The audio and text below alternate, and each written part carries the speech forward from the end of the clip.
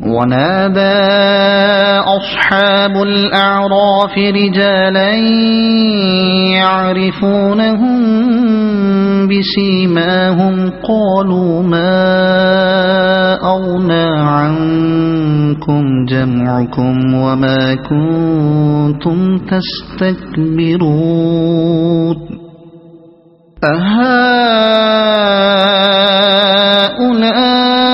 أهؤلاء الذين أقسمتم لا ينالهم الله برحمة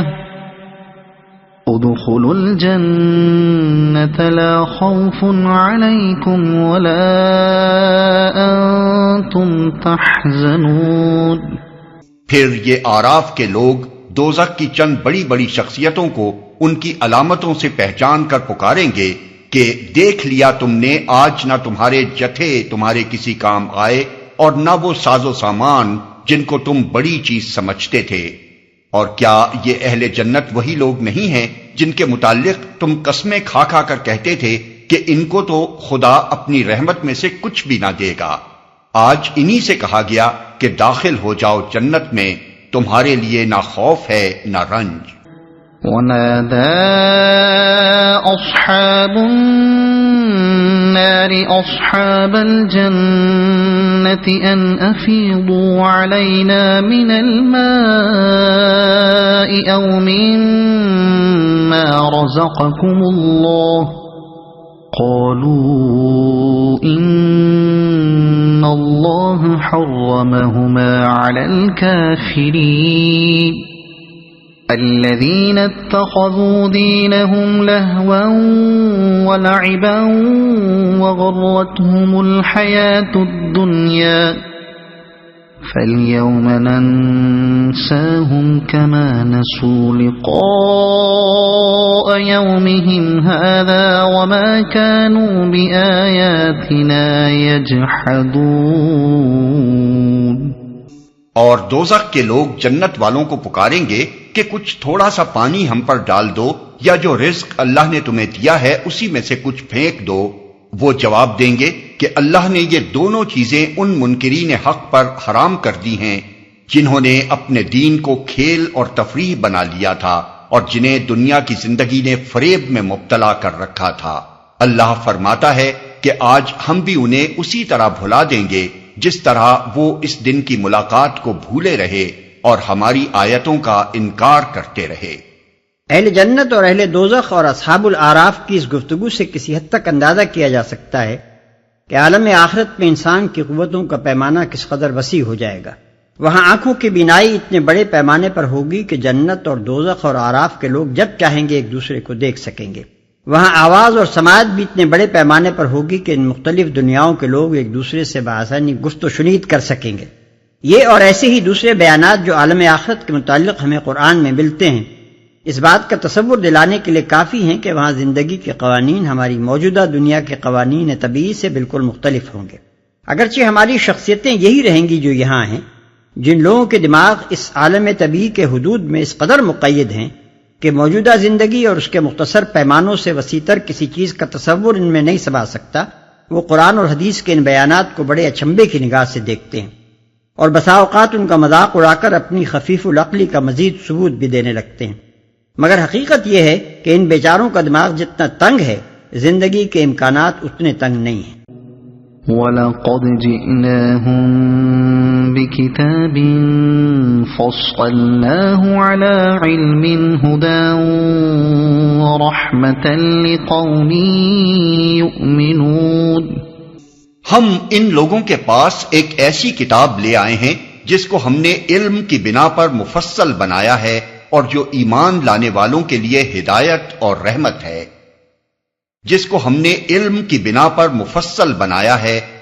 یعنی اس میں پوری تفصیل کے ساتھ بتا دیا گیا ہے کہ حقیقت کیا ہے اور انسان کے لیے دنیا کی زندگی میں کون سا رویہ درست ہے اور صحیح طرز زندگی کے بنیادی اصول کیا ہیں۔ پھر یہ تفصیلات بھی قیاس یا گمان یا وہم کی بنیاد پر نہیں بلکہ خالص علم کی بنیاد پر ہیں، اور جو ایمان لانے والوں کے لیے ہدایت اور رحمت ہے۔ مطلب یہ ہے کہ اول تو اس کتاب کے مضامین اور اس کی تعلیمات ہی بجائے خود اس قدر صاف ہیں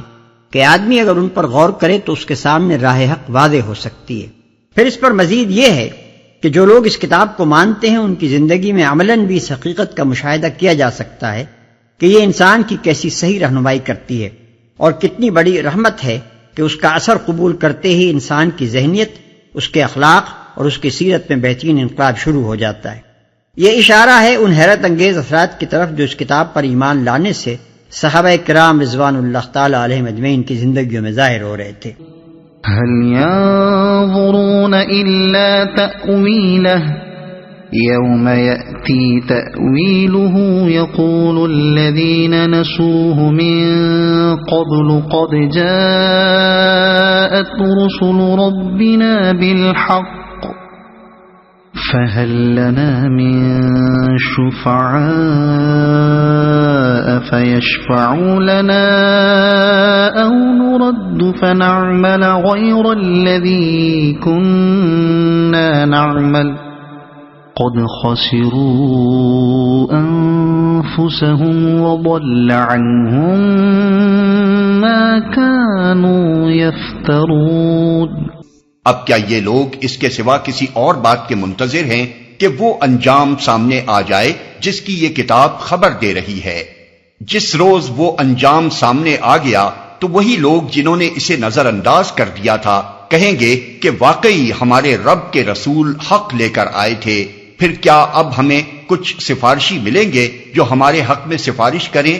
یا ہمیں دوبارہ واپس ہی بھیج دیا جائے تاکہ جو کچھ ہم پہلے کرتے تھے اس کے بجائے اب دوسرے طریقے پر کام کر کے دکھائیں۔ انہوں نے اپنے آپ کو خسارے میں ڈال دیا اور وہ سارے جھوٹ جو انہوں نے تصنیف کر رکھے تھے آج ان سے گم ہو گئے۔ وہ انجام سامنے آ جائے جس کی یہ کتاب خبر دے رہی ہے۔ دوسرے الفاظ میں اس مضمون کو یوں سمجھیے کہ جس شخص کو صحیح اور غلط کا فرق نہایت معقول طریقے سے صاف صاف بتایا جاتا ہے مگر وہ نہیں مانتا، پھر اس کے سامنے کچھ لوگ صحیح راستے پر چل کر مشاہدہ بھی کرا دیتے ہیں